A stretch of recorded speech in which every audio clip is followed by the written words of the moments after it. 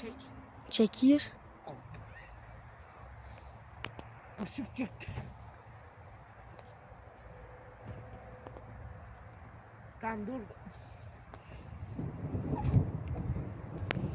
Ayağım kaydı düşüyordu. Ses efektleri %100 doğaldır kanka.